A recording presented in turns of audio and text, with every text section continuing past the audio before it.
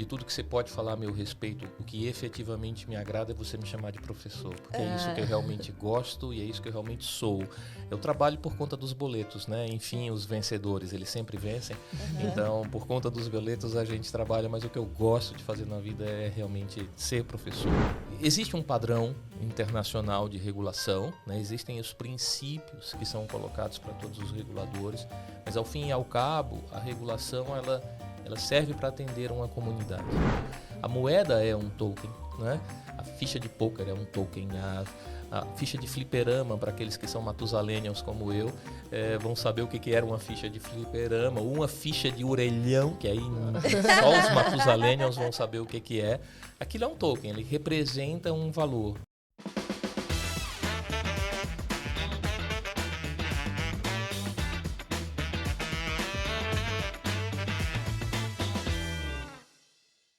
Olá pessoal, tudo bem? Estamos aqui em mais um SOS Bacen. Estamos aqui hoje com um convidado muito especial. Muito especial, que a gente... Na verdade, sim, eu ia dispensar apresentações, mas não, né? Não vamos fazer isso com o nosso convidado, que é um economista, que mestre em finanças pela FGV, assim, trabalhou anos e anos no Banco Central, já foi para Harvard, já fez, enfim, inúmeras coisas dentro de regulação com o Banco Central. Ele vai contar todas as histórias pra gente hoje aqui, todos os segredos por os que podem.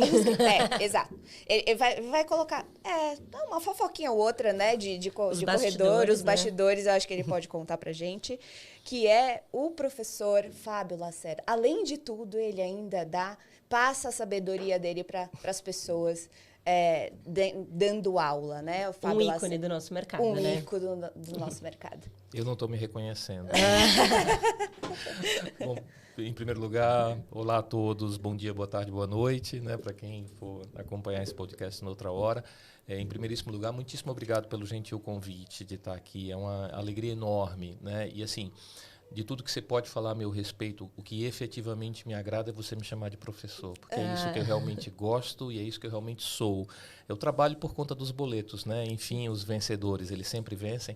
Então, por conta dos boletos, a gente trabalha, mas o que eu gosto de fazer na vida é realmente ser professor, compartilhar tudo que a vida entregou. Acho que isso é o que me faz feliz realmente. E, de fato, até mesmo na minha atuação como professor, é claro que você entrega o que você tem, né? E o que eu tenho não foi conquistado apenas num banco de escola, né? Mas fundamentalmente numa experiência de vida, numa experiência profissional. De fato, eu passei 28 anos no Banco Central, fundamentalmente nesse pilar da estabilidade financeira. Já atuei na área de autorizações, na área de regulação, na supervisão de cooperativas, de IPs, de bancos, de riscos, especializado em riscos, e concluí minha carreira na área de resolução, né, fazendo uma coisa que pouca gente sabe o que é, tentando fazer planos de resolução dos bancos sistemicamente importantes. Meu Deus do céu. Basicamente, se o Itaú quebrar, o que a gente vai fazer no país, além de ajoelhar e pedir a Deus um milagre? Meu Deus, ainda bem que existem pessoas que pensam nisso, né? Nossa, nem imaginava que tinha esse tipo de estudo. Pois é, o plano de recuperação os bancos fazem, o de resolução hoje o Banco Central é quem faz, que é basicamente isso, como que o Estado brasileiro, mais do que o Banco Central, vai se portar numa situação de efetiva ameaça à estabilidade financeira, caso um dos bancos sistemicamente importantes venha a ter dificuldade. Assim, é um trabalho fantástico e horroroso ao mesmo tempo, porque isso é aquele evento de altíssima severidade, mas graças a Deus de baixíssima probabilidade de ocorrência. Olha só. Nossa, que legal. E você dá aula onde e do quê? Boa pergunta. Eu não suporto quando me perguntam isso. Porque o que na verdade eu digo você não pergunta qual é o hospital que o médico trabalha, você simplesmente diz que ele é médico e pronto. E assim eu vejo como professor. Na prática, hoje, quando eu saí do Banco Central no ano passado, hoje eu sou sócio na KPMG Brasil. E quando eu entrei na KPMG, até em função desse novo, eu larguei tudo que eu tinha. Né? Hoje eu faço bicos como professor. Mas, enfim, eu ainda dou aulas na Blockchain Academy. A criptoeconomia é uma das minhas paixões do ponto de vista intelectual. Agora vou ministrar um curso também pela FGV. em parceria com a BBC, um curso de New Bankers, exatamente para discutir com profissionais do mercado um pouco disso que vocês discutem nesse podcast. Né? A minha primeira disciplina vai ser regulação. Né? Quer dizer, então, é apresentar esse mundo da regulação para quem está no mercado e essa visão ampla, né, de quem é Banco Central, quem é Conselho Monetário Nacional, quem é CVM, que tipo de objetivos estão por trás de cada tipo de regulação, o que é a regulação prudencial, o que é a regulação de conduta, por que fazer essa intervenção regulatória aqui ou acolá, estressando muito aquele conceito, né, que eu sempre brinco, eu às vezes sugeria aos nossos colegas do Departamento de Regulação, da área de normas do Banco Central, para colocar uma tarja vermelha na tela do computador, né? Intervenção regulatória, aprecie com moderação. Porque toda e qualquer regulação é uma intervenção, né? A mão grande do Estado que avança na iniciativa privada para dizer o que pode, o que não pode, para efetivamente impor limites acima de tudo, né? Ordenar algo que é, por natureza, razoavelmente caótico. Então, é um pouco disso, né? Os porquês de cada coisa, entender um pouco da cabeça do regulador, quais são os teus objetivos de política pública, o que te motiva, né? Que tipo de... e aí um pouco de causos, né, Mariana, que a gente falava agora há pouco. Um dos drivers da regulação são as lições aprendidas com o passado. Né? Quer com dizer, certeza. Hoje, se a gente discute Basileia 3, Basileia 2,5, 3, 4, em função de tudo aquilo que a gente aprendeu com a crise financeira global de 2007, 2008. Então, as crises nos fazem agir também, as lições do passado. Né? E é muito interessante hoje, como eu vivi 28 anos nesse mercado, nesse meio, hoje eu vejo uma determinada regulação, isso está relacionado com aquilo, isso aconteceu por causa daquilo. E é muito interessante isso. Né? Um caso que eu até compartilhava esses dias com os colegas da KPMG. Vocês lembram que recentemente teve aquele caso do Silicon Valley Bank lá nos Estados Unidos, né? E o que foi aquilo? Foi fundamentalmente a materialização do risco de taxa de juros na carteira bancária. Ou seja, ativos que não estavam registrados a valor de mercado, mas que tinham um valor de mercado muito abaixo do valor dos livros e que por uma circunstância, por uma conjuntura, precisaram ser liquidados, realizados, vendidos, e aí você teve uma apropriação da perda que estava embutida naqueles ativos. Isso é um conceito que o Banco Central já vem trabalhando na regulação há alguns anos, que é o conceito do IRRBB, risco de taxa de juros da carteira bancária. Eu vi aquilo acontecer, lembrei do IRBB, comentei com alguns colegas, meses depois o Banco Central começa a apertar os bancos e tentar verificar com os bancos como é que está a gestão do risco de taxa de juros da carteira bancária. As coisas são conectadas. Então, quando a gente vê algo, a gente, isso vai dar naquilo, ok, né? E eu acho que é um pouco disso, né, que em sala de aula eu tento transmitir para as pessoas um pouco daquilo que eu vivi, daquilo que eu aprendi vivendo e estudando para viver, porque a gente não consegue viver hoje em dia nesse mercado sem estar constantemente estudando e se atualizando. Com certeza. Não, já estou convencida. Eu vou fazer. As inscrições já estão abertas? Era a minha próxima pergunta. Graças a Deus, a primeira turma a gente já fechou. Nossa, que pena. Mas, não, com certeza na próxima eu vou estar. Mas, assim, eu acho que o professor... Quem tem o dom da oratória, que eu acho que é o caso do professor Fábio Lacerda, ele sempre vai ser um professor, independente de onde ele estiver. Então... A forma da clareza, né, de explicar as coisas, assim, é diferente. Exato. E eu acho que a paixão que você transmite também em tudo que você coloca, a clareza, a forma, a didática, a profundidade e a comparação, que eu acho que é a coisa mais rica que traz pra gente esse dinamismo. Você consegue fazer analogias que a gente nunca imaginaria que um regulador... com 28 anos de cadeira de Banco Central, que passou por vários tipos de Banco Central. Sim. Banco Central ou bancos centrais? Várias áreas do Banco Central, né? Eu acho que é isso mesmo. Foram diferentes bancos centrais dentro do mesmo Banco Central do Brasil. Eu acho que é isso mesmo. E eu acho que traz uma dinâmica você traz pra gente essa leveza de, então, quer dizer que, eu acho que é interessantíssimo quando você faz analogias, inclusive com Inquisição, com não sei o quê. Eu fico, meu Deus, eu nunca tinha pensado nisso, que são os filósofos que fazem isso, essas comparações. Então, para mim, quando você traz qualquer tipo de debate numa mesa, eu me sinto numa fogueira, conversando com as pessoas, e você vai ali alimentando o debate e as discussões, colocando um pouquinho de lenha aqui, para ver até que limite vai aquela discussão. Enfim, se eu falar aqui... Fã de carteirinha. Muito fã mesmo. Bom, e aí... Assim, a gente tem o nosso podcast dessa primeira temporada, a gente fala sobre os 10 anos de regulação da 12865, então a gente quer trazer para o nosso público o que aconteceu durante esses 10 anos Meu e etc. Deus, tem só podcast para isso? 100 anos em 10. 100 anos e 10. E uma das perguntas principais que a gente está fazendo para todo mundo é: o que você estava fazendo há 10 anos? Há 10 anos, em 2013, meu Deus, 2013, naquela época eu já tinha voltado para a área de supervisão bancária, fazendo supervisão especializada de riscos, né?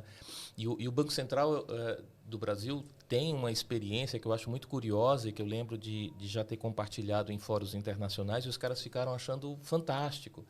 A nossa área de regulação, antes de encaminhar uma proposta de regulação para audiências públicas ou audiências restritas, ela chama a supervisão para conversar, né? Então, os supervisores, eles participam do processo de elaboração das normas, basicamente para emprestar ao regulador aquela visão específica da área de supervisão. Ou seja, gente, isso daqui tem tudo para dar errado, não vale a pena ir nesse caminho. Olha, se você escrever dessa forma, as pessoas não vão entender isso, vão entender aquilo. Esse tipo de dispositivo regulatório, se você introduzir, os caras vão usar para fazer esse, aquele tipo de safadeza, entende? Então, essa interação da área de supervisão, né, que praticamente é autorizada pela área de regulação a construir a 4 mãos os normativos, eu acho isso muito rico, né? Então, em certa medida, eu tive essa felicidade no Banco Central do Brasil de participar também do processo de construção de algumas normas absurdamente relevantes. Eu estava lá discutindo a norma de gestão integrada de riscos, a norma de segurança cibernética. Eu participei desse processo. E isso foi algo que, em certa medida, foi ainda mais rico nesse período que você fala. De fato, quando eu comentei que a gente tem alguns bancos centrais ao longo da história, é isso mesmo, né? Recentemente eu escrevi um artigo sobre essa intervenção regulatória associada a inovações tecnológicas, e uma das coisas que eu fiz foi um pouco de arqueologia regulatória. Eu fui buscar a regulação do microfilme, da década de 80. Olha só. Na regulação do microfilme, um dos dispositivos que ainda está, né, porque ele ainda está em vigor, é que antes de microfilmar você tem que retirar os grampos e clipes de papel. Eu disse, caramba, isso já foi regulação do Banco Central. Caramba! Percebe a mudança conceitual que você teve de sair dessa regra detalhada e prescritiva para algo que sim, ainda tem um componente de prescrição, né? Ainda é uma norma baseada em regras, ninguém discute isso, mas cada vez mais principiológica, cada vez mais trazendo os conceitos, porque não dá para você regular inovação, né? Sendo absurdamente prescritivo, você tem que ser principiológico. Se engessa, né? Engessa completamente. E você não atinge o menor e o maior, não tem como ter uma regra igual para eles, né? Isso. Assim, já que você disse que gosta das analogias, eu gosto muito da analogia com o Rio Pinheiros aqui de São Paulo, né? A gente está acostumado a transitar pela Marginal Pinheiros e ver aquele rio que segue um curso bem comportadinho, né? É curiosíssimo quando você olha os mapas históricos, né? E você vê em cima desse curso atual qual era o curso original, né? do Rio Pinheiros. Ele literalmente serpenteava, ele era cheio de curvas, né? E ele foi, de algum modo, trazido para um leito regular. Eles regularam o leito do rio em benefício da comunidade, para gerar energia, para viabilizar o assentamento, né, o empreendimento imobiliário, etc. E eu acho que isso é um pouco do trabalho da regulação. Ela não elimina o rio, ela deixa o rio fluir, continuar fluindo, mas ela estabelece limites que são, em última análise, benéficos para toda a comunidade, para toda a sociedade. E isso é o desafio, né, de como regular o curso desse rio da inovação, mantendo a sua essência de rio, mas, ao mesmo tempo, trazendo potencializando o benefício que esse rio pode trazer para a comunidade e, ao mesmo tempo, trabalhando os riscos. Porque um dos motivos era, gente, ninguém aguenta tanta enchente aqui que incomoda todo o pessoal. Então, quando eu entro com essa atividade de regular o curso do rio, eu termino também mitigando os riscos. Então, esse desafio de potencializar benefícios e mitigar riscos, quando você regula a inovação, e isso é o que aconteceu nos últimos 10 anos, né? De 2013 para cá. É só isso.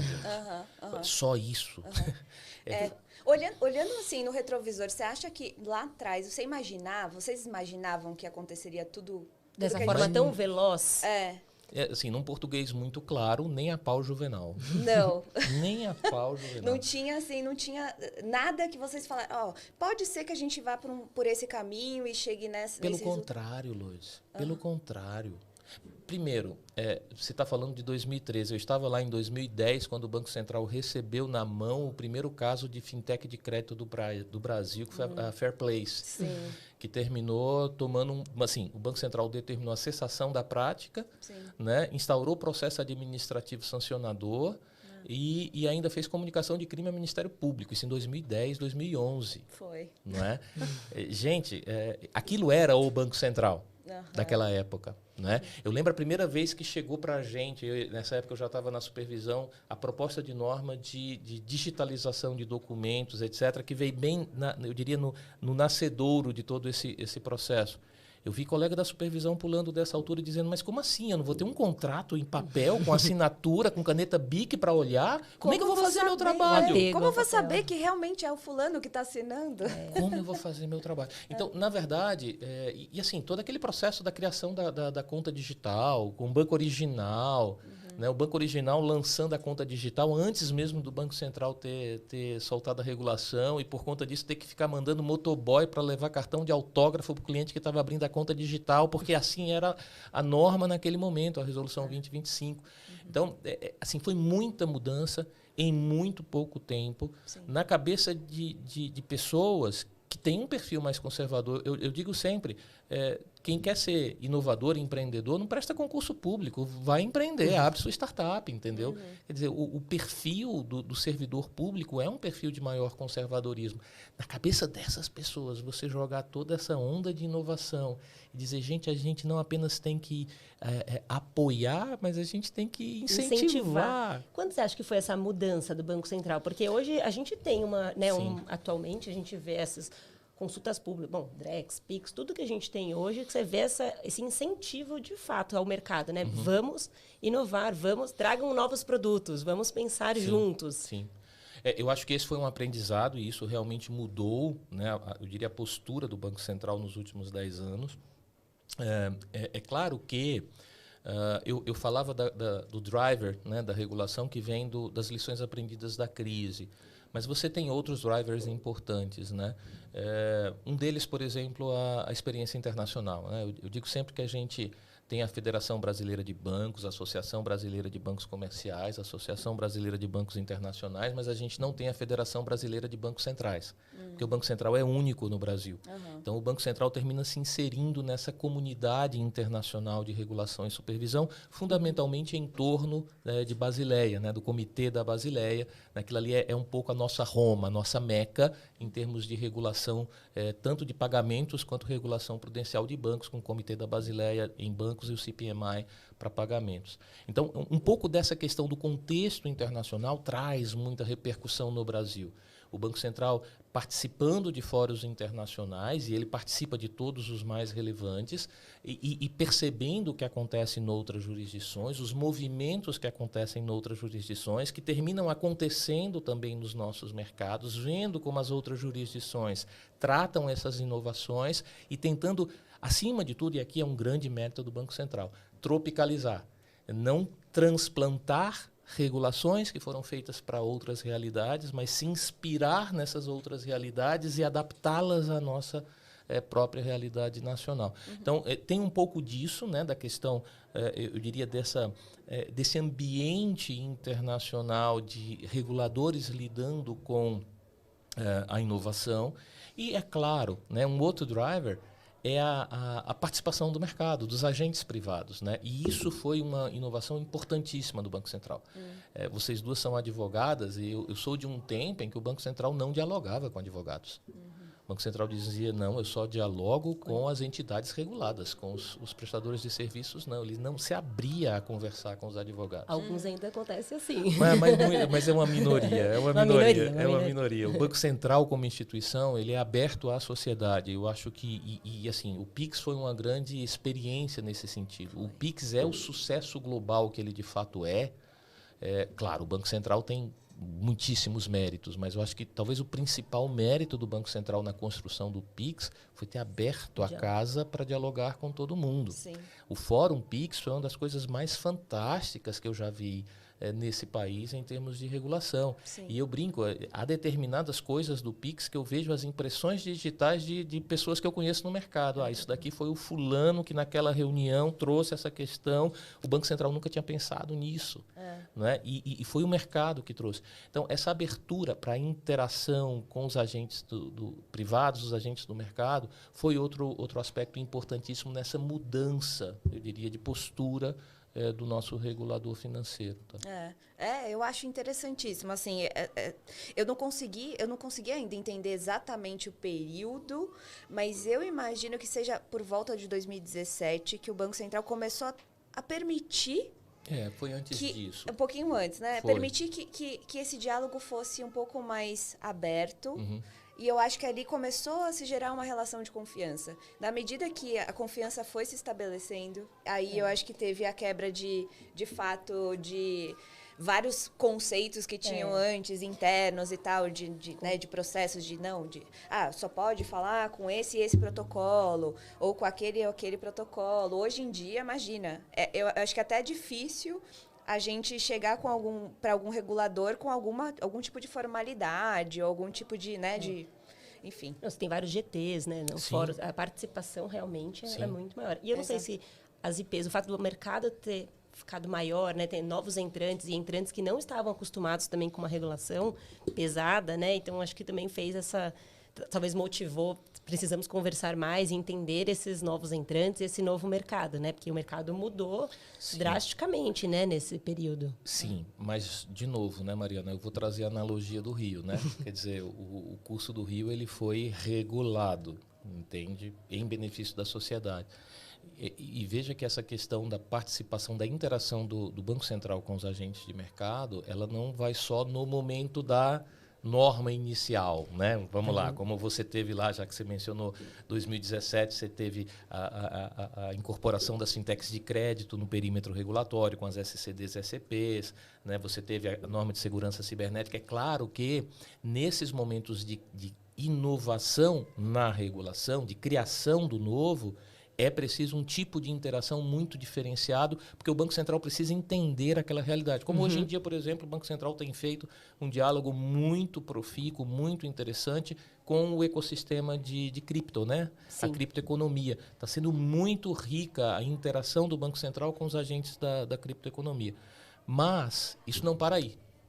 Você precisa continuar fazendo isso, porque a regulação ela vai precisando ser ajustada, inclusive para conter excessos. Então, você vai ver, por exemplo, a Resolução 269, que já começa a tratar o Bank as a Service com algum cuidado e dizer, olha, gente, talvez aqui a gente tenha ido um pouco longe demais. Você tem todo esse movimento agora de regulação e de ação de supervisão relacionada com a prevenção de fraudes, porque disse, olha, fantástico, com todas essas IPs, as contas de pagamento, os bancos digitais que não são bancos, a gente abriu a bancarização do mercado brasileiro. O Brasil ele foi destaque no Global Financial Inclusion Index do Banco Mundial. É um dos poucos países no mundo que cresceu 2 dígitos nos últimos 5 anos em termos de bancarização. Mérito das IPs, mérito da regulação que abriu as portas do mercado financeiro para as contas de pagamento para os bancos digitais. Mas, por outro lado, você está tendo uma fragilização do onboarding, né, na captura do cliente, e isso associado a um grande movimento também de vazamento de informações que a gente teve nos últimos anos, né, antes da LGPD, inclusive, né, mega vazamentos no Brasil, inclusive de bases públicas, com muito roubo de identidade. Isso viabiliza fraude. Então, o Banco Central já começa a apertar regulação e supervisão sobre os novos entrantes, para dizer, gente, na boa, né? Ok, vocês entraram na festa, a gente abriu as portas, abriu os portões, mas todo mundo entrou aqui. Mas vamos lá, você não pode também subir na mesa e ficar tomando cerveja e gritando e fazendo show de Beyoncé, né? Então, vamos lá. A mudança na supervisão, ela tá nítida, né? Mas tem que ser. Assim, regulação sozinha não serve de nada, né? A regulação ela só é efetiva quando ela está no tripé. Tem que ter regulação, tem que ter supervisão, tem que ter punição, tem que ter sanção, né? Então, o Banco Central é muito consciente sobre a importância desse tripé. Só soltar a regulação não vai resolver nenhum dos nossos problemas. Você tem que dizer qual é a regra, verificar se todo mundo está cumprindo a regra e, sim, dar uma pancada na cabeça de quem não está cumprindo, né? Seja por desconhecimento ou por má fé. Né? Então, esse é o tripé. E é isso que o Banco Central tem feito. E aí, de novo, né, o Banco Central é muito exaltado na parte de regulação. Eu acho que a gente tem que exaltar o Banco Central na área de supervisão sempre, né, porque estão fazendo cada vez mais com cada vez menos. É verdade? Né? Cada vez menos. E estão tentando inovar. Estão inovando nas ferramentas, né? No uso da tecnologia para o monitoramento adequado desse sistema, desse universo fiscalizável que só cresce com um quadro de pessoas que só bem diminui. Reduzido, pois é. Assim, você comentou sobre criptoeconomia, enfim. Você acha que seria a nova fase? Eu acho que o marco lá da 12865 foi uma fase. Você acha que a gente está numa fase 2 com a entrada de cripto na discussão do Banco Central? Eu espero em 2032 estar vindo participar de um podcast. Bom, 2032 é legal, né? Porque aí a gente já coloca mais tempo de vida para a gente. Mas 2032 vão ser os 10 anos da 14478, né? O marco legal das criptos, né? Dos criptoativos. Eu realmente acredito nisso. Né? E eu costumo brincar dizendo que ser professor é dominar a arte de reciclar slides, né? E eu faço essa brincadeira porque eu sempre chamo a atenção que existe um slide que o Roberto Campos Neto, presidente do Banco Central atual, ele repete em todas as apresentações em que ele vai falar do Real Digital, que é um slide em que ele faz a seguinte provocação: qual é o verdadeiro debate? Ele diz, o verdadeiro debate está relacionado com a tokenização da economia. Em outras palavras, ele está dizendo, eu não estou tokenizando a moeda fiduciária, eu não estou propondo tokenizar o real, que isso é, em última análise, o real digital, por diletantismo, porque eu acho isso chique, ou porque eu quero estar comparável com outros países. Eu estou fazendo isso porque a moeda é meio, ela não é um fim em si mesma, ela é um meio para viabilizar a liquidação financeira de transações. Ora, se as transações estão sendo cursadas no ambiente blockchain, nada mais coerente do ponto de vista de eficiência econômica que você leve a moeda para o mesmo ambiente. Então, o Roberto Campos Neto chama a atenção disso. A economia está tokenizando. E quando ele vai desenvolver o projeto, o piloto do Real Digital, o que ele faz? Do Drex, né? Ele faz a liquidação financeira de uma negociação com ativos financeiros, com título público federal. Selic participa. Né? Então, sim, eu acho que a gente está no início de um novo tempo. Que a gente, um pouco como você perguntou, 10 anos atrás vocês tinham noção do que ia acontecer? Nenhuma.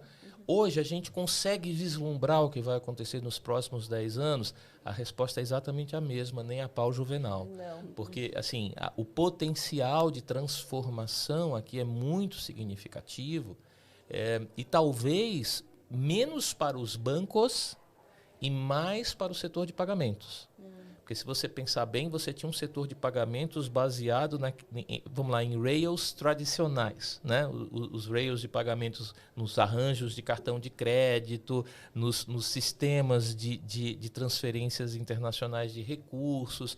Eram rails tradicionais que já estavam conosco há décadas. Sim. De repente o Banco Central cria um Pix, que é um novo rail, que sai desse rail de cartão de crédito nas transações domésticas. Ele vai criar um novo rail, né, uma nova trilha de pagamentos, que é o pagamento no blockchain, a transação financeira no blockchain, com um potencial de redução de intermediários bastante significativo. Então, gente, o que eu digo sempre o setor de pagamentos, mais do que qualquer outro, tem que estar atento ao que está acontecendo e ao que pode acontecer, porque transformações muito profundas nos seus modelos de negócios podem acontecer nos próximos 10, 15, 20 anos. Uau! Você acha que essa criptoeconomia ela vai acabar virando a nossa economia tradicional? É uma possibilidade. Daqui a alguns... É uma possibilidade, porque ela é mais inteligente, né? Eu diria que ela é mais eficiente do ponto de vista macroeconômico. Ela é mais eficiente, ela traz mais segurança, traz mais agilidade. Né? Reduz o número de intermediários, portanto, se reduz o número de intermediários, você tende a ter um impacto sobre preço. E ela globaliza os mercados. Em última análise, eu gosto sempre de citar o exemplo da tokenização do carro de Velozes e Furiosos filmado no Japão. Né? Lá pela lei japonesa, isso é um item colecionável que só pode ser negociado 10 anos depois. Os caras tokenizaram aquilo antes dos 10 anos e começaram a vender esses tokens pelo globo todo, inclusive investidor brasileiro comprando o token do carro de Velozes e Furiosos no Japão, esperando a sua valorização nesses 10 anos. E aí, de novo, é um investidor brasileiro. Quer dizer, quando você tokeniza o passe do jogador do Vasco ou o precatório, você possibilita que o japonês venha fazer compra de passe de jogador do Vasco. Né? Por mais incrível que isso possa parecer, e aqui nenhuma brincadeira com os vascaínos, podem dizer. Tá certo? Aliás, no final a gente tem uma pergunta interessantíssima sobre o Vasco. Não sobre o Vasco, mas, bom, enfim, a gente tivemos algumas informações de um colega seu antigo, que ele falou, pergunte isso, e a gente faremos essa pergunta no final. Nossa, interessante. Mas o que é, no final, a criptoeconomia? Na sua visão, assim, o que é a criptoeconomia? Bom, a criptoeconomia ela é fundamentalmente um conceito, né, que se baseia nessa utilização combinada de criptografia, registros distribuídos, né, o conceito do DLT, do Distributed Ledger Technology, que é o blockchain que a gente conhece. O blockchain é um DLT, né, uma tecnologia de registro distribuído. E fundamentalmente trabalhando um conceito que em economia é muito basilar, que é o conceito do token, da representação de algo. A moeda é um token, né? A ficha de pôquer é um token, a ficha de fliperama, para aqueles que são matusalenials como eu, vão saber o que era uma ficha de fliperama, ou uma ficha de orelhão, que aí só os matusalenials vão saber o que é. Aquilo é um token, ele representa um valor. Né? Então, a criptoeconomia é isso, é você trabalhar de forma combinada tecnologia, economia, criptografia, matemática, ciência da computação, enfim. É isso. Então, basicamente, falar da criptoeconomia é falar dessa nova economia ou dessa nova forma de realizar e liquidar transações econômicas entre agentes econômicos num ambiente virtual que se baseia em criptografia e registro distribuído. Né? Em linhas gerais, muito gerais, seria isso. Né? E aí as pessoas me perguntam assim, mas o que é exatamente esse DLT, esse blockchain? Eu digo, cara, é muito simples. Você já viu o seu extrato no banco? Já? Pois é. O que é o teu extrato no banco? É o registro que está numa base de dados de controle centralizado, que é o banco. O meu registro, o meu extrato do Banco do Brasil é um espelho dos registros que estão nos computadores do Banco do Brasil e só o Banco do Brasil tem acesso. Aí o que é o meu saldo de bitcoins? Nada mais é do que o meu extrato, que está não numa única instituição, mas que está aberto em toda a internet, é o conceito do DLT não permissionado, é público, está em toda a internet e é exatamente em toda a rede. A internet é complicada, em toda a rede. E é exatamente por isso que lá eu não me identifico pelo meu nome e CPF, e sim por uma chave. Lá eu não sou o Fábio Lacerda Carneiro com esse CPF, lá eu sou um hash, lá eu sou uma chave criptográfica. É por isso que o meu registro está aberto para todo mundo. E todo mundo consegue, identificando a minha chave, sabendo que sou eu, fazer a movimentação e o registro do meu extrato. Todos os nós validadores fazem isso. Todos. No meu extrato, só o Banco do Brasil mexe. No meu extrato de bitcoins, qualquer nó validador pelo mundo afora pode fazer esse registro, na verdade, faz esse registro. A mesma coisa vai acontecer com o Real Digital, que está baseado... O Drex, desculpa, ainda não me habituei com o novo nome. O Drex vai fazer, só que não numa rede não permissionada, vai fazer numa rede permissionada, é como se fosse um blockchain, que é um clube fechado. Ao invés de ser um piscinão de Ramos, é uma piscina do Clube Pinheiros ou do Paulistano. Tá. Entendeu? Que só aquele pequeno grupo de participantes vai poder acessar, que é basicamente a rede permissionada, o DLT permissionado, que vai ser governado pelo Banco Central com a participação de nós validadores, de entidades que também vão fazer registros e validar aquele registro, que são as instituições financeiras reguladas. Você acha que isso daria mais segurança comparado às pessoas que, né, têm medo, têm algum receio, né, que não conhecem tão bem esse mundo cripto, né, e tem um pouco de receio desse mar aberto? Então aqui com o Drex eu vou conseguir atingir um número maior de pessoas porque tem o Banco Central por trás, tem instituições. Não tenha dúvida que traz mais credibilidade. Não tenha dúvida. E o que às vezes eu brinco é que o Drex é uma grande iniciativa de mudar muito para deixar tudo como está. Né? Tá mudando muita coisa, mas na essência vai ficar tudo como está. Vai ser o mesmo sistema monetário de sempre, com o Banco Central, bancos e instituições de pagamento atuando como prestadores de serviços na liquidação financeira, na movimentação financeira. Então, sim, ele vai entrar no mundo novo, preservando a estrutura de poder e de governança do mundo velho, que é o que a gente tem hoje. Então, eu realmente acredito que você está certa. Vai trazer mais credibilidade, vai ter a chancela do Banco Central. Você não vai estar lidando com um Bitcoin que não tem ninguém por trás, não tem a quem você reclamar, que se você for roubado na sua chave, você perde todo o seu patrimônio. Você vai estar lidando com algo que é parecido, muito parecido com o que você tem hoje. E consegue, então, atingir mais gente. Não tenha dúvida, não tenha dúvida. E a ideia do Banco Central, eu acho que o Banco Central está fazendo esse projeto de uma forma acelerada, mas muito cautelosa.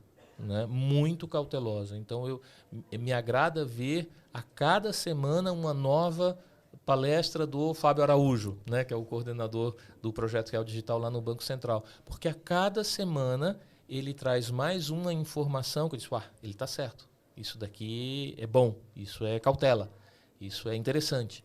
Né? E eu acho que eles estão conduzindo muitíssimo bem esse projeto. Até as fake news, né, que eles trazem também, o que está no mercado e o que não é verdade. Né?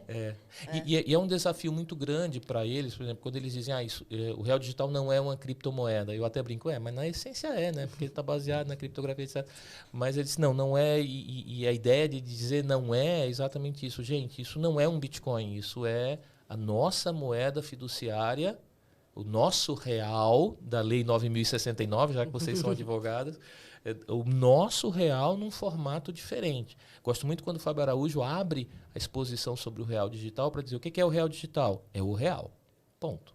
É o real que nós conhecemos. É a nota de R$20 que você tem na carteira, só que agora num formato diferente. Não é mais um papelzinho, né, com um mico, ou com uma onça, ou com um lobo-guará. Não é mais um pedaço de papel. Agora é um token, está dentro de um ambiente DLT, mas é o mesmo real. Não pensem que é diferente. É exatamente o mesmo. Então, eu acho que é isso. Eu acho que eu tenho gostado da forma como o projeto vem sendo conduzido. E acima de tudo, com aquele aprendizado que foi feito no Pix, né? A riqueza do debate com a sociedade, da interação com os agentes. Gosto muito quando alguém faz uma pergunta para o Fábio Araújo, isso já aconteceu no último evento do Lift Challenge lá em Brasília. Fizeram uma pergunta, Fábio, assim, assado. Eu disse, boa pergunta, é exatamente a pergunta que eu queria te fazer. Assim, eu achei aquilo fantástico, eu achei aquilo de uma hombridade, de uma integridade, de uma transparência absurda.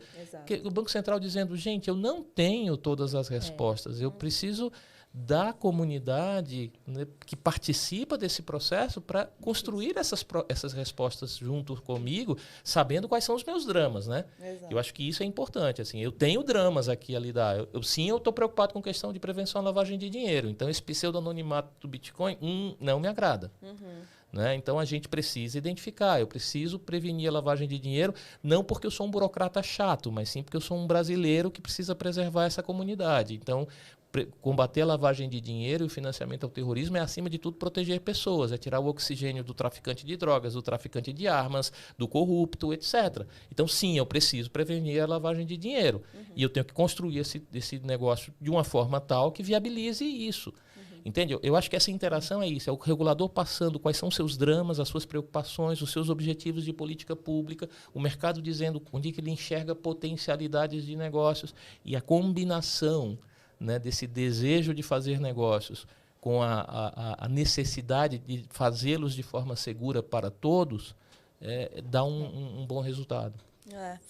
Nesses seus comentários me geraram dois insights. O primeiro comentário é com relação... Eu acho que você fez logo no começo uma reflexão sobre lá atrás, né, quando as pessoas se chocaram, quando...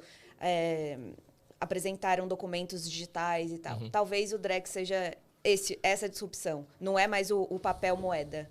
É a moeda tokenizada que a gente está comentando agora. Eu acho que aquilo, talvez a reação seja menor, porque, acima de tudo, e o Pix teve uma enorme contribuição para isso, o brasileiro está muitíssimo acostumado com o dinheiro digital. Com a moeda eletrônica. Com a moeda eletrônica, com dinheiro que não é materializado num pedaço de papel ou numa moedinha. Acho que o Pix deu esse salto. E o Pix é a pandemia, né? Acho que deu esse salto de... Eu acho que mais o Pix, né? Eu acho que porque o Pix aconteceu durante a pandemia. Então as coisas estão muito... E assim, a pandemia obrigou obviamente as pessoas a usarem as transferências online. Gente, por exemplo, até bem pouco tempo atrás eu só usava dinheiro em espécie para fazer a contribuição na oferta na missa. Até que o nosso pároco colocou um adesivo com o Pix lá. Então, na hora do ofertório, eu puxo o celular e faço Pix. Eu já paguei flanelinha com Pix, eu já dei esmola com Pix. Né? Então, o Pix efetivamente trouxe o brasileiro para essa lógica do dinheiro digital, né? Do dinheiro eletrônico. E na prática, o Drex vai ser isso. É um dinheiro digital, né? uma representação eletrônica do dinheiro, como outro qualquer. E assim, mas o cidadão comum, vamos lá, o empacotador das compras no supermercado que recebe meu Pix, se ele amanhã ou depois, ao invés de receber Pix, receber Drex, qual é a diferença? Quer dizer, eu clico no interruptor e acendo a luz. Eu preciso saber se essa energia elétrica foi gerada por hidroelétrica, por energia eólica, por queima de carvão. Pouco me importa qual foi o processo utilizado para me entregar a energia que acendeu a minha lâmpada. Assim é com o dinheiro eletrônico. Para o cidadão comum, pouco importa se isso vem num Pix ou num token. Ele precisa pagar o pãozinho na padaria. Ponto. Né? Se você me entregar qualquer tecnologia que viabilize esse pagamento do pãozinho na padaria de uma forma rápida, segura, e com menor custo, mais eficiente, gente, tô dentro. Não preciso saber o que está por trás. Sim. E assim, eu concordo 100%. Mas me gerou também uma dúvida com relação, assim, quando você comenta sobre criptoeconomia, me vem na cabeça algo global. E aí, como é que o regulador fica nessa estrutura? Porque hoje a gente está a nível nacional. Todas as regulações falam, a nível nacional, blá, blá, blá, blá, blá. Como que a gente vai tratar uma regulação na criptoeconomia, num ambiente internacional, com reguladores que são regionais, né? Mas, e que você mesmo comentou, tem uma governança, ok? Um diálogo entre os bancos centrais, mas vai ter um banco central único, você acha, assim? Não. Vamos lá. Eu acho que você está tocando num ponto muito importante que tem diferentes facetas aqui a serem destacadas. O primeiro deles em última análise, você consegue mapear todo esse, eu diria, esse movimento global em favor das CBDCs, né, das moedas digitais de bancos centrais, com a divulgação da Libra, né, do Facebook em 2019. Né? Então, o Facebook liderando um conjunto de 27, com ele 28, né, grandes empresas com grandes bases de clientes, diz: eu vou ter uma moeda, uma criptomoeda de emissão privada que vai circular no globo todo e vai ser estável, não vai ter a volatilidade que o Bitcoin tem, porque vai estar atrelada a uma cesta de ativos de primeiríssima linha. Né? Aquilo ali assombrou a comunidade internacional de bancos centrais e de reguladores, porque eles disseram: caramba, aqui apareceu um substituto bom para as minhas moedas. Então, o grande risco que estava sendo gerenciado ali pelos bancos centrais pelo mundo afora era o risco de substituição das moedas, de perda de soberania. Né? Sim, né? Porque ali é exatamente o termo que o Financial Stability Board cunhou na sequência, o Global Stablecoin. Uma stablecoin, uma criptomoeda de emissão privada, estável, quer dizer, sem a volatilidade do Bitcoin e de alcance global. Então, qual foi o movimento que os bancos centrais passaram a adotar a partir dali? Primeiro, eu vou incentivar os projetos locais de CBDC, de moeda digital de Banco Central. E segundo, eu vou trabalhar em uma rede global que permita uma troca dessas CBDCs que seja também eficiente e que viabilize essa utilização global, um pouco como o que o Facebook propunha, o que o consórcio Libra propunha lá em 2019. Então, esse é um primeiro caminho. É a CBDC aparecendo como uma reação dessas stablecoins ou dessas moedas de atuação global. Não é? Isso vai ser bem sucedido? Não sabemos ainda. Né? E assim, eu visualizo isso não só no caso brasileiro, como em muitos outros casos, é a estratégia do crowding out. Né? Quer dizer, eu estou entrando nesse mercado com um produto novo, que é o Drex, para meio que afastar do mercado todas as outras moedas que não sejam as minhas moedas de emissão estatal, na minha moeda de emissão estatal. Né? O conceito do Drex de varejo e do Drex de atacado, o Drex de atacado é aquele emitido pelo Banco Central. O Drex de varejo vai ser a tokenização de depósitos ou a tokenização de moeda eletrônica, né? O e-money token ou o deposit token. Mas que, de novo, é a mesma lógica. O depósito bancário, ele é teoricamente, uma moeda de emissão privada, mas totalmente lastreada na moeda fiduciária. Não é? O banco comercial, o captador de depósitos, ele é criador de moeda, é moeda bancária. Né? Mas isso é detalhe, desculpa, gente, isso é economês, esquece isso.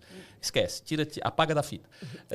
Esse é um movimento. O outro movimento ok, mas veja que eles estão fazendo a estratégia do crowding out. Eles estão apresentando para a sociedade algo que teoricamente é melhor, mais seguro, mais confiável, como a Mariana comentou.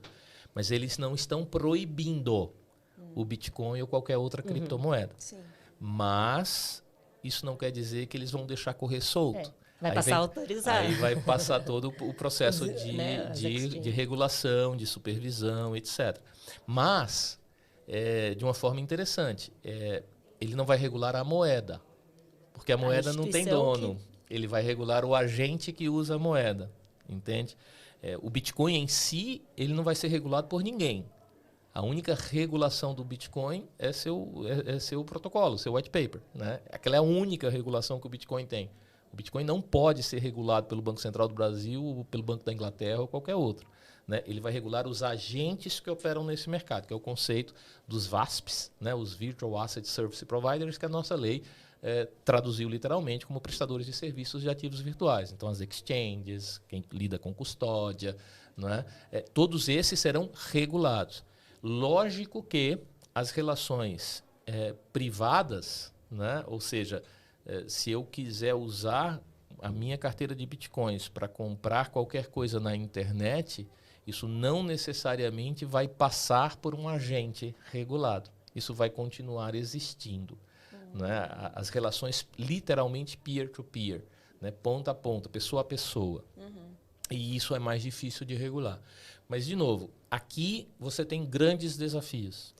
O desafio de prevenção à lavagem de dinheiro, do combate ao financiamento ao terrorismo, o desafio da questão até tributária, da evasão de divisas, e ainda assim também o desafio da perda de soberania monetária. Quer dizer, em alguns países que têm políticas monetárias, políticas econômicas menos confiáveis, menos críveis, as pessoas literalmente fogem para as criptomoedas de emissão privada. É como se eu dissesse, eu não confio na moeda que você, governo do meu país, está emitindo.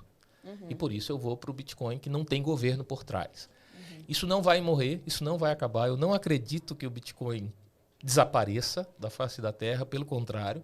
Eu acho que o movimento de CBDCs para alguns grupos da sociedade vai até estimular, em algum grau, a busca por moedas de emissão privada, né? E aqui, até um pouco de questão de privacidade, né? Que, assim, o Banco Central tem feito um esforço belíssimo de dizer, gente, não vai mudar nada em relação ao que você já tem hoje, né? Eu achava engraçado quando eu estava no Banco Central, as pessoas falavam comigo como se eu pudesse apertar um botão e saber qual era o saldo que ela tinha em qualquer banco do Brasil. Não, gente, eu não tenho acesso a essa informação. Essa informação não está no Banco Central. Imagina. Não está no Banco Central. O Banco Central não tem esse nível de ingerência, né? de penetração na informação do agente privado. E com o Drex não vai mudar. O Banco Central tem feito muito esse trabalho de esclarecimento da sociedade. Gente, calma, não vai mudar. Quer dizer, isso que eu fiz até hoje, eu vou continuar fazendo, nem mais, nem menos. Né? Quer dizer, eu só vou efetivamente quebrar o sigilo bancário de alguém se houver uma decisão judicial. Não assim é como assim. é hoje. Assim como é hoje, nada muda. Né? E o que eles têm dito é a privacidade será preservada como sempre foi, né? Continuará sendo. E, obviamente, ela não é vamos lá, algo absoluto, né? Quer dizer, se houver um indício de crime, se eu estiver investigando, é claro que eu vou quebrar o sigilo. Eu não. Não eu Banco Central, eu o Judiciário. Sim, sim. Não é? Sim. Então, esse aqui é o grande ponto. Mas, de todo modo, isso no Brasil, né? Você vê outras jurisdições em que o Estado tem muito mais intervenção.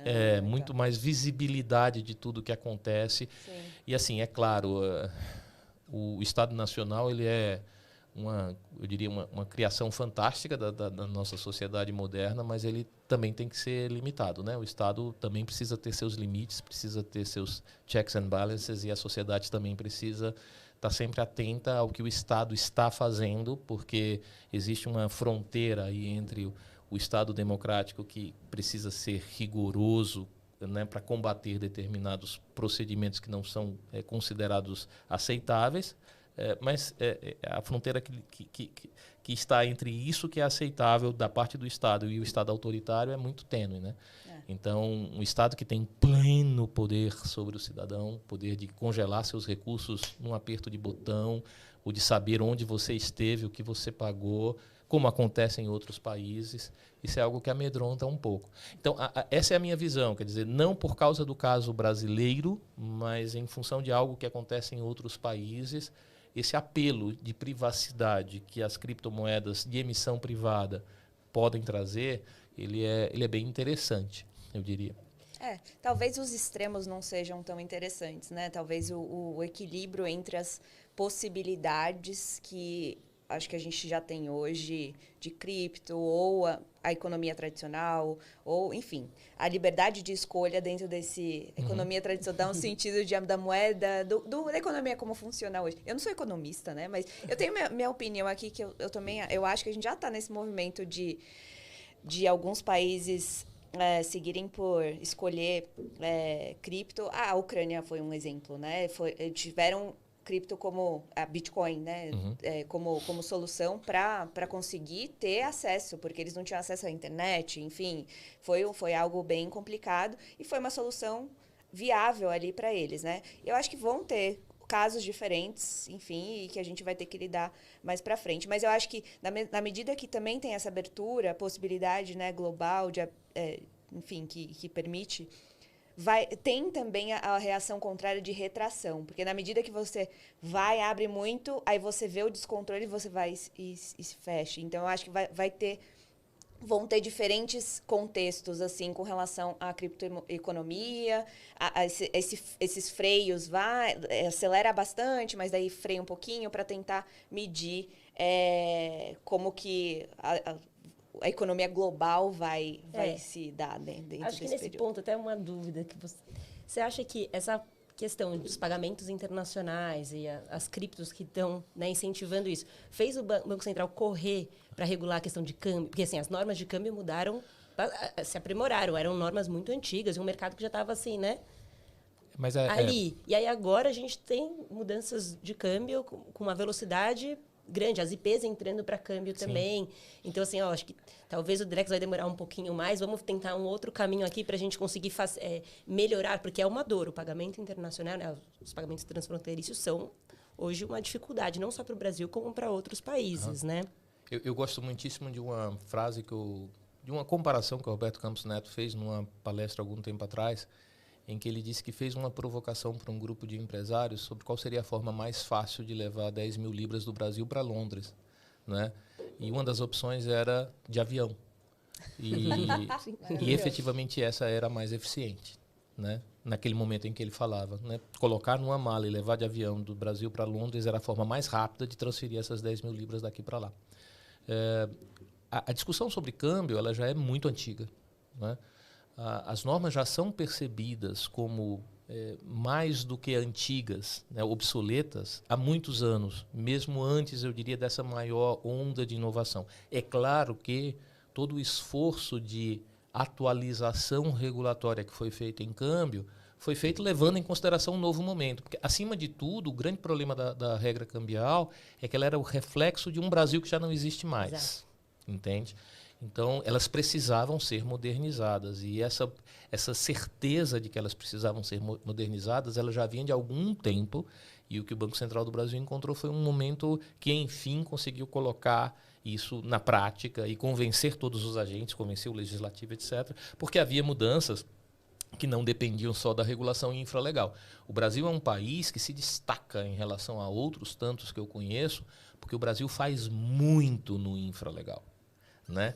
Isso é uma bênção e uma maldição, né? Uma faca de dois gumes, né? Isso tem seus aspectos positivos e aspectos negativos. Mas eu diria que o grande aspecto positivo é permitir essa maior celeridade na atualização regulatória. Mas, obviamente, isso tem limites, né? O Banco Central não faz o que quer, ele faz o que a lei permite, o que a lei manda, não é? Em relação ao câmbio, havia essa restrição. Nem tudo dependia de atualização do infralegal. O que podia ser feito no infralegal, o Banco Central conseguiu fazer ao longo dos anos, mas muita coisa dependia do legislativo, né? Então, quando enfim se conseguiu fazer isso, já se fez, não com base no Brasil velho, já com base no Brasil novo, que é um Brasil cheio de inovação. O Brasil é um país fantástico nesse contexto da inovação, não é? Então, eu diria que é muito isso, tá, Mariana? A regulação cambial ela, já se sabia que precisava atualizar há muito tempo, e o que aconteceu é de calhar de conseguirmos atualizar. Aproveitar um momento ali. No momento em que o Brasil não só está precisando atualizar a regulação cambial, mas que já está passando por um processo de transformação pela via da inovação, né? E é claro, você fala as IPs, etc. A gente tem que reconhecer o novo Brasil. Quer dizer, as IPs hoje elas são parte importantíssima do nosso sistema financeiro, não apenas do sistema de pagamentos, né? Um pouco a própria norma que cria o conceito do conglomerado liderado por IPs, o conglomerado tipo 3, já diz, gente, a IP não é só uma instituição de pagamento, ela é a líder de um ecossistema financeiro, né? Que podem ter outras instituições financeiras embaixo dela. Exatamente. Né? Então, quando você vê a IP com SCD, com SCFI, né, com uma fintech de crédito, com uma financeira autorizadas pelo Banco Central, efetivamente utilizando os fundos de investimento em direitos creditórios, na viabilização de captação de funding, isso tudo é algo que vai muito além de pagamento, é claro. Uhum. Isso é financeiro, isso é intermediação financeira. Ela não faz apenas a intermediação de pagamentos, né? Ela não apenas viabiliza o fluxo de pagamentos, ela também viabiliza a intermediação financeira, o agente superavitário entregando recursos para o agente deficitário. Então, isso é uma realidade. O Banco Central não fecha os olhos para isso, né? Elas participam ativamente do nosso sistema financeiro de pagamentos e, portanto, elas têm que estar também na regra cambial. Perfeito. Ô, Fábio, e além, assim, de tudo isso que a gente tem discutido até agora, o que você acha que é urgente ainda em termos de regulação, mas que a gente ainda está distante de encontrar uma solução, assim? Alguma aresta que está faltando aí. De câmbio, a gente acabou de... De câmbio, você comentou, né? Vinha num caminho longo, né? Já era necessário, a gente não tinha como fugir por ser uma lei muito antiga, uma regulação muito antiga. Mas e agora, né? O que falta, que é urgente, assim, a gente precisa resolver, mas realmente a solução a gente talvez não tenha nesse momento, a gente vai ter que ter algumas fases. Vamos lá. Eu acho que a gente está passando por um momento agora de, eu diria, a poeira baixou e agora a gente vai ter que arrumar algumas coisas dentro de casa, né? O que eu quero dizer com isso? Eu estou me referindo especialmente aos novos entrantes, né? Às IPs, aos bancos digitais, né?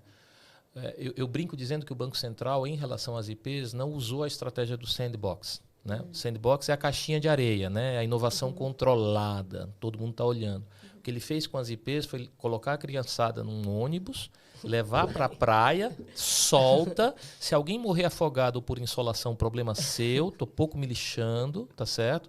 Vai, engrossa o couro, aprende a nadar, né? Fica com o couro grosso de tanto tomar sol e depois vem conversar comigo quando você tiver com o couro grosso. Essa foi a estratégia regulatória com as IPs. Sim.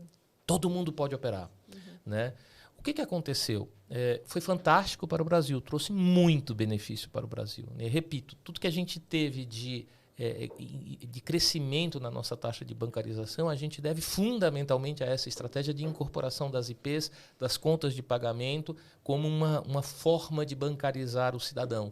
Né? Aquela lógica do I need banking, I don't need banks anymore. Né? Quer dizer, eu preciso do banking, do serviço financeiro, não necessariamente provido por um banco comercial. Sim. Então, isso foi muito bom para o Brasil nessa perspectiva, mas trouxe efeitos colaterais que precisam ser tratados.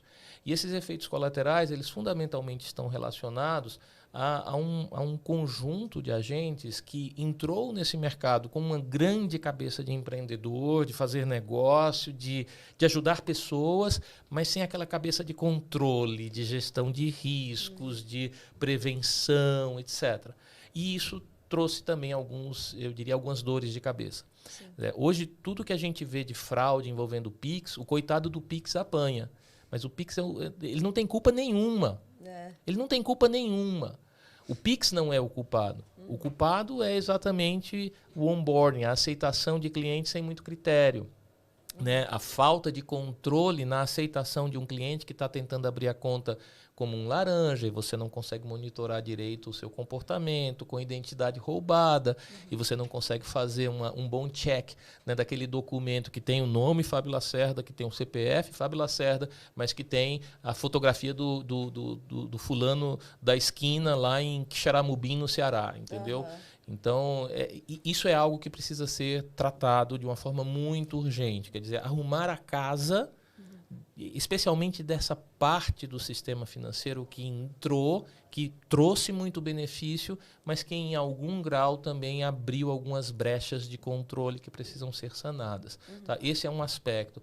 E eu acho que, em certa medida, e de novo a Resolução 269 já trouxe um pouco esse debate, repensar a questão do Bank as a Service, né? Porque o Bank as a Service, de novo, é uma coisa absolutamente fantástica, né? Traz muito benefício, ele permite que mais e mais ecossistemas ou microcosmos, né? Aquele conceito que um colega, que você conhece, o Marcos Cavagnoli, né? Que hoje está no Itaú, numa carreira brilhante. O Marcos Cavagnoli chamava do ecosystem owner, né? Que é o dono daquele pequeno ecossistema, o e-commerce, a rede de atendimento a varejistas, etc., que utilizam aquele conceito do embedded finance, né? De criar soluções financeiras e de pagamentos próprias para maximizar o benefício para os participantes daquela rede e, ao mesmo tempo, apropriar aquela renda financeira que antes era compartilhada com grandes bancos. Esse pessoal usa muito o Bank as a Service com muito sucesso.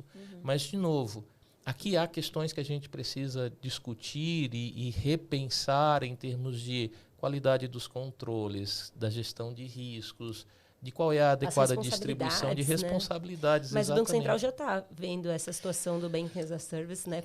Com a 69, viu que não é só no Pix, né? Que existe aí todo um mercado forte e importante, que não adianta o mercado falar assim, não é pode, não pode, é como pode, né? É isso como mesmo. A gente vai fazer, como a gente vai conseguir dar essa segurança. Isso. Então já tem pelo menos um caminho ali. E de novo pensando no tripé, regulação, supervisão e sanção, né? Quer dizer, aqui eu estou discutindo o seguinte, a 269 foi uma primeira intervenção regulatória, né?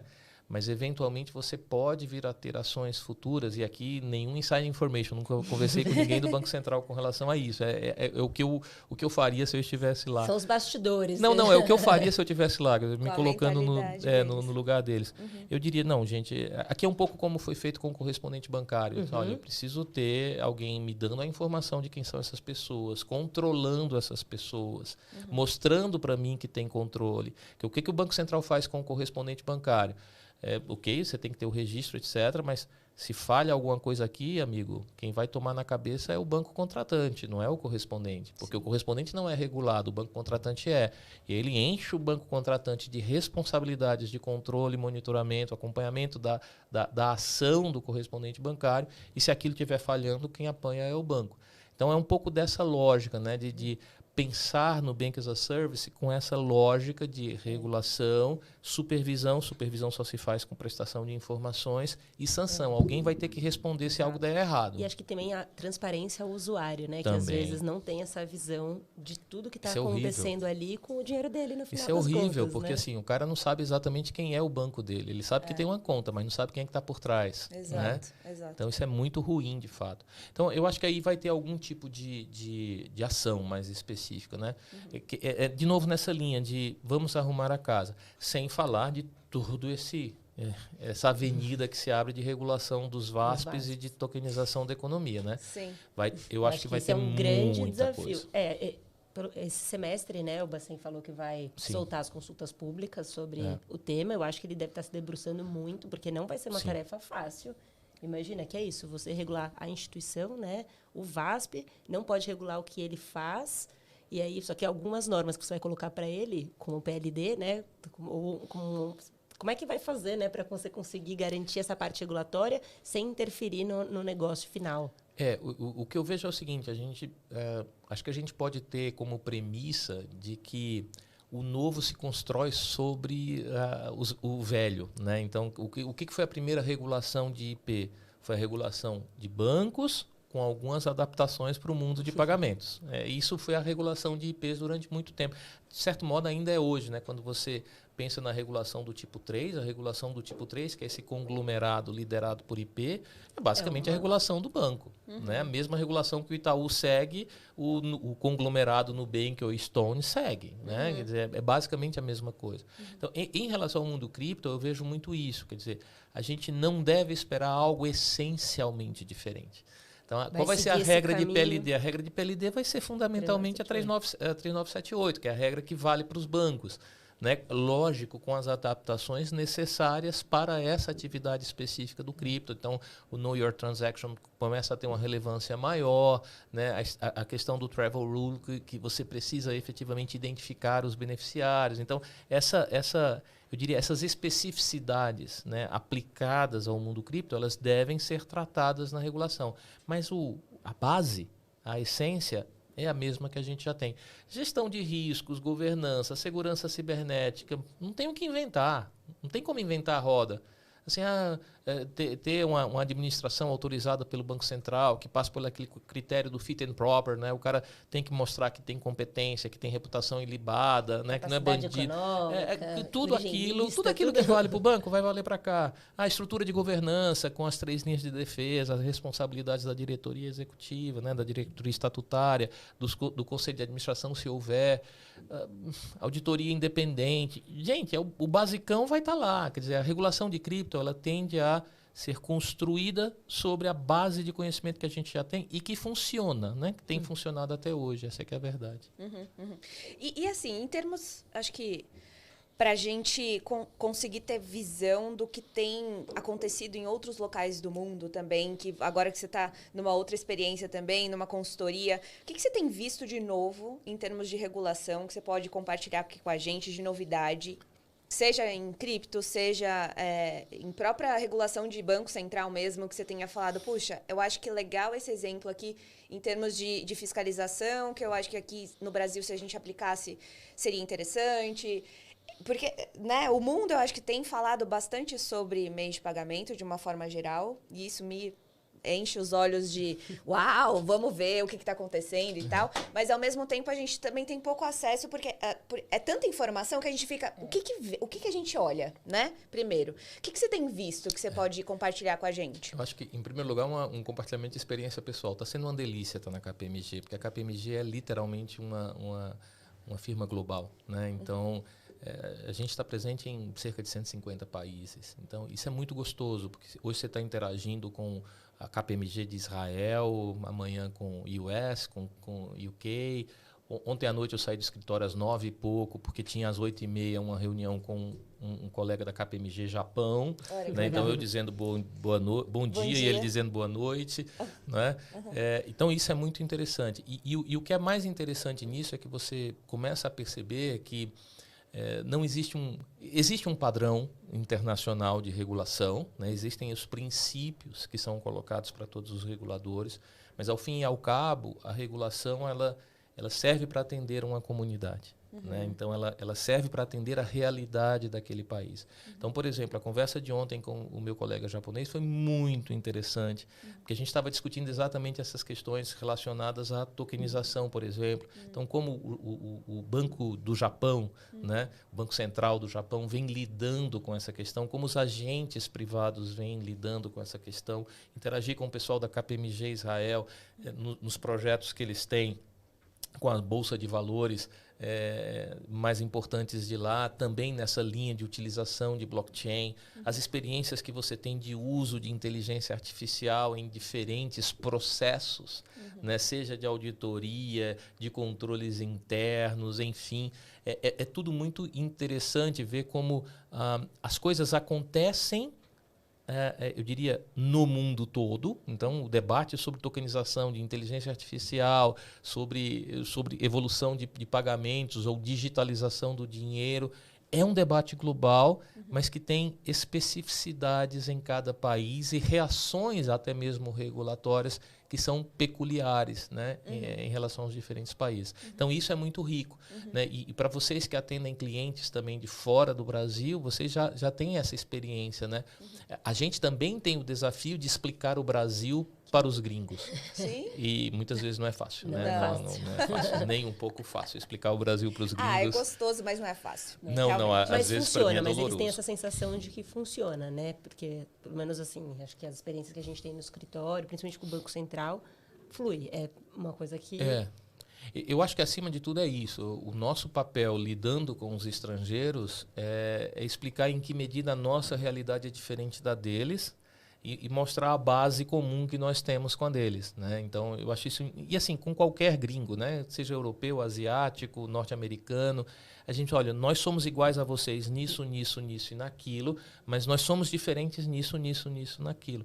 Então, essas peculiaridades, essas especificidades, elas fazem parte desse diálogo. Isso, sim, é o aspecto gostoso, né? Porque você termina precisando parar e pensar sobre si mesmo. Quer dizer, quem eu sou, como eu estou comparativamente ao outro, né? E eu acho que essa é a riqueza da minha experiência na KPMG. Primeiro, essa oportunidade de lidar com a diversidade do mercado brasileiro com uma outra ótica. Não se enganem, né? Quer dizer, as empresas são assim com o regulador e assado com o consultor. Imagino. Eu vejo coisas que antes eu não via. Você fala, aqui que tá. É esse o motivo. Esse é o plano de negócio das consultorias e esse é o do Bacen. Então, enfim, eu acho... É esse o caminho que tentavam me dizer. E eu ficava lá tentando matutar o que eu não estou enxergando. E até para entender por que a coisa está sendo feita assim, não assado, né? Então, tem sempre os porquês. Então, essa diversidade, eu diria, e assim... A KPMG, por ser uma firma muito grande, muito tradicional, né, muito respeitada no mercado, a gente efetivamente tem participação ou tem prestação de serviços em diferentes entidades de diferentes segmentos, diferentes portes, etc. Sim. Então, isso é muito rico, né? É muito rico porque é algo que eu digo até para os nossos clientes. Quando o nosso profissional vai executar qualquer tipo de serviço, ele não vai apenas com um manual de procedimentos da KPMG. Sim. Ele vai carregando consigo as experiências que ele teve em outros clientes com negócios similares ou com dores similares em negócios diferentes. Sim. É um pouco do que vocês vivem no escritório de advocacia também, sim. Não é? Sim. Então, isso é muito rico. Eu adoro ver coisas diferentes, né? Assim, você vê situações diferentes, né? Modelos de negócio diferentes. Você fala, caramba, como tem coisa legal por aí, né? Então, eu acho que eu gosto muito de lidar com diversos clientes. E eu acho legal ver as coisas iguais em negócios diferentes. Exatamente. Às vezes, quando a gente, não, tem uma coisa muito inovadora, você fala, não é tão inovador. Isso já funciona desse jeito no outro segmento que tem nada a ver com o seu. Exato. Me surpreende. E às vezes, em algum evento, sei lá, aparece uma empresa de aviação. Você fala, quê? Em mês de pagamento, quando você entra, qual é o interesse, né? De repente, uma empresa de seguro de saúde. Você fala, o que essa empresa está fazendo aqui? É interessante ver o movimento e tudo por conta, acho que, da 12865, que gerou esses insights, né? Essa possibilidade das pessoas em discussão, em discutir. Agora, você comentou sobre inteligência artificial. Será que a inteligência artificial entra no Banco Central? Eu acho que ela vai entrar em tudo. Assim, essa é uma outra tendência, né? De futuro. Assim, é assustador, né? Assim, eu repito, eu tenho medo. Eu sou Matusalenial mesmo, né? Eu não sou millennial.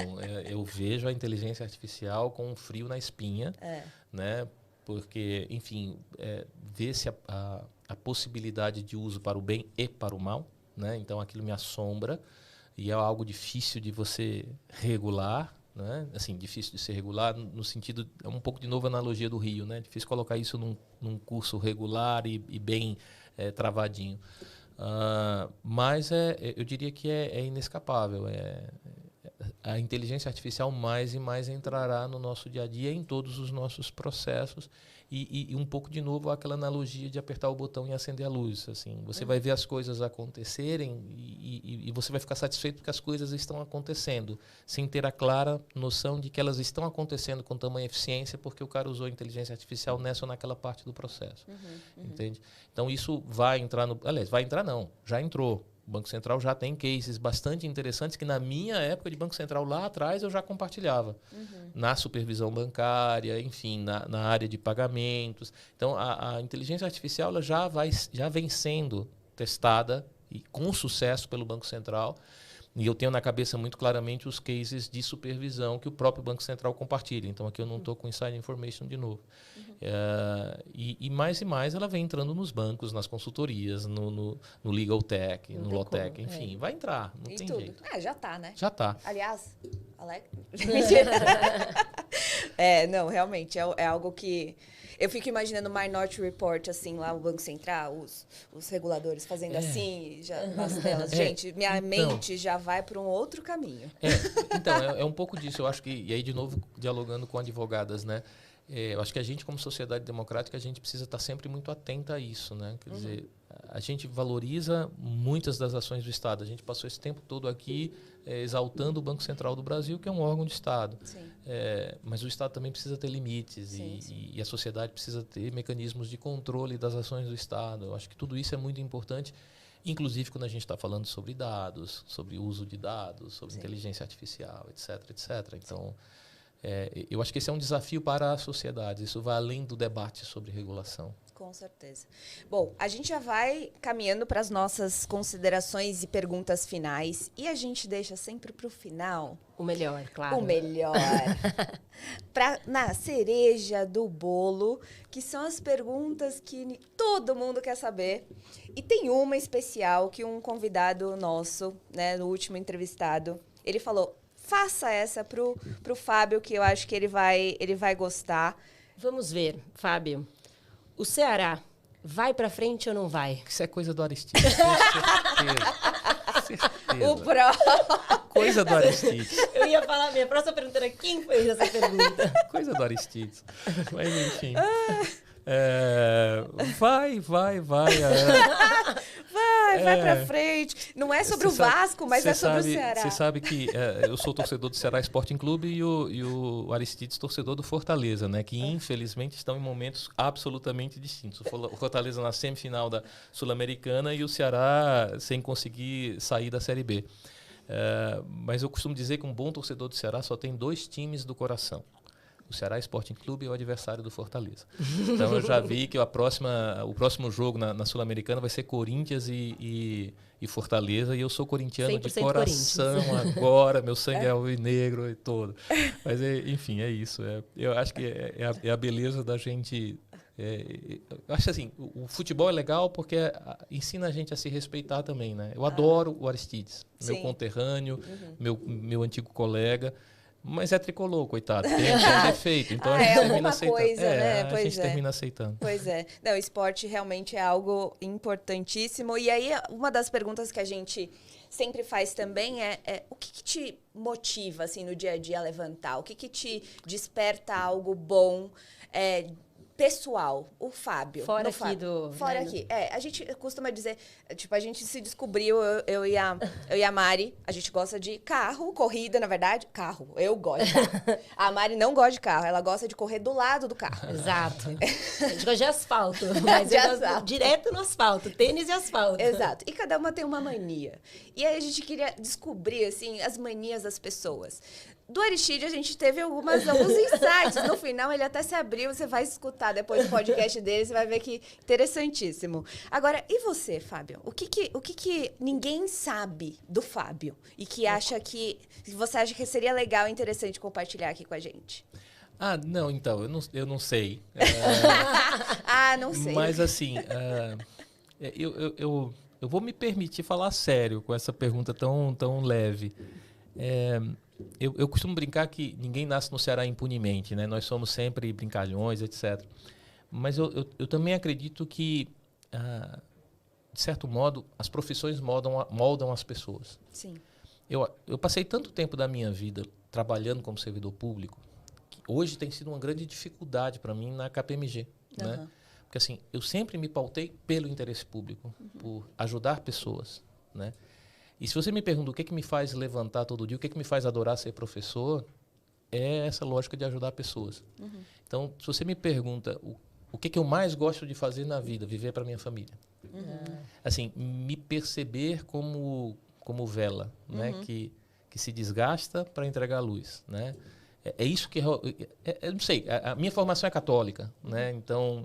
E eu gosto muito de uma frase de um bispo de Barcelona, acho que do 3º século cristão, São Paciano, que ele dizia: cristão é meu nome, católico é meu sobrenome, um me designa e o outro me especifica, né? Então, eu diria, a lógica católica vai além da culpa, né? Que eu acho que o que mais nos caracteriza como católicos é a culpa, né? Nós somos minha tão grande culpa batendo no peito, mas é mais do que a culpa, é essa percepção de que viver para o outro e viver para ajudar as pessoas e para fazer esse mundo ser melhor é aquilo que nos realiza. Tinha uma baronesa russa, né, que fugiu da Rússia na época da Revolução e que se estabeleceu no Canadá e fundou ali uma obra religiosa fantástica, né, a Madonna House. E essa baronesa, ela tinha o seguinte... lema de vida que ela ensinava para as pessoas que estavam com ela: seja um feliz terceiro, né? E o que é ser o feliz terceiro? É colocar Deus em primeiro lugar, o outro em segundo, e você vai ser um feliz terceiro. Olha só. Isso, assim, eu li sobre isso na minha adolescência, que vocês sabem que já faz um bom tempinho, né? Que eu fui adolescente, cá entre nós. Eu era adolescente, eu devia ter meus 15, 16 anos quando eu li esse livro do Apresento-lhes a Baronesa, de um padre católico. E eu nunca esqueci dessa frase, do feliz terceiro, né? E é um pouco disso assim que para mim a vida só faz sentido dessa forma, entende? Sendo um feliz terceiro. Isso, pensando só em mim, eu não vou ser feliz. sendo totalmente transparente e franco com você, sem nenhuma frescurada de querer passar por bom mocinho, assim, não sou bom moço. Mas é isso que realmente eu gosto de ser. Então, eu gosto de servir, eu gosto de ajudar. Gosto de lavar as cuecas e meias dos meus filhos, sabe? Só não gosto de cuidar do passarinho, isso eu não gosto. Tem coisas, né, cuidar do passarinho eu não gosto. O passarinho não aí eu fico em primeiro lugar, ele fica em último sempre. Mas é super perceptível, não tem nem como falar a sua doação, a sua caridade, enfim, o amor. E acho que é nítido não com que o passarinho. Não com o passarinho. Tirando o passarinho, assim, mas acho que é nítido o quanto você gosta de falar, né? De explicar para as pessoas, de estar junto. Eu acho que isso é uma coisa muito legal, né? Mas não de passarinho.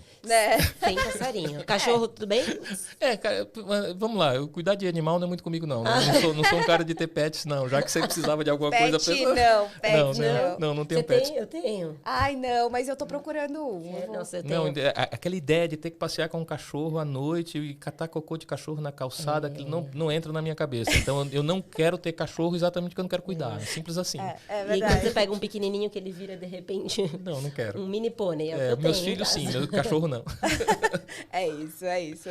Muito bom, Fábio. Então, muito obrigada pelo seu tempo. Muito obrigada pela sua aula. Muito obrigada por compartilhar seu conhecimento com a gente, o seu tempo com a gente. Ótimo. Obrigada, Mari, de novo também para essa parceria aqui nossa. E é isso. Encerramos mais um. Muito obrigado a vocês, né? Obrigado ao Tucunduva, né? Ao escritório. Obrigado a Lois, né? Que também participou desse convite. Muito obrigado pelo espaço que a gente teve aqui para dialogar com o mercado. E daqui a 10 anos a gente vai estar aqui de novo para falar dos 10 anos. Da 14748. Exatamente, já está marcado. Maravilhoso. Tá bom, já agenda. Já foi na agenda, já vou mandar um invite. E conto com a torcida de vocês pelo Corinthians contra o Fortaleza. Tá, e a gente vai torcer mais pelo Ceará também para ajudar ele. O Ceará eu torço. Obrigado. Abraço, pessoal. Valeu. Tchau.